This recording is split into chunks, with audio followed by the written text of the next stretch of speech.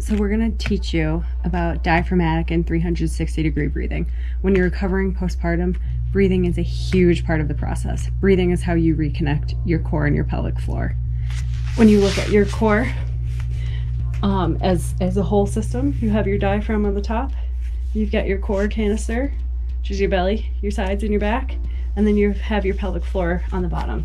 And it works as a unit. So when you inhale, your diaphragm and pelvic floor descend. And then when you exhale, they come back up.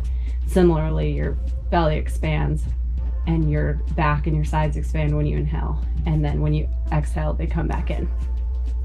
So when we do diaphragmatic breathing, what we're really trying to do is optimize that breathing pattern.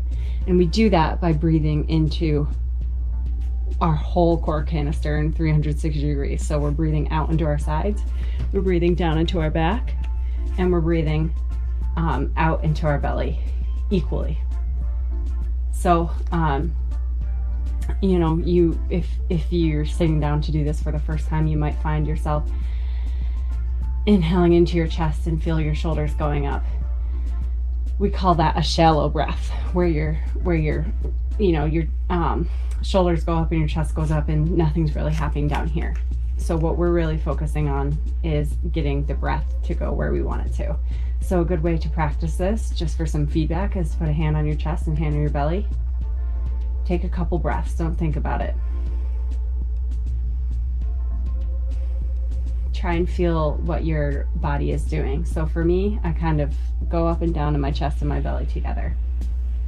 So when I do diaphragmatic breathing, I'm going to take a long inhale. I'm going to do about 4 seconds inhale, and then I'm going to try and do like 6 seconds exhale. But when I do that inhale, I'm going to try and send air into my ribs, out to the side and into the back, as well as into my belly. And it's okay if your chest goes up, but you really want to see that 360-degree breath rather than your chest going too high up or your shoulders going up. So if I move my hands out of the way, that's going to look like this.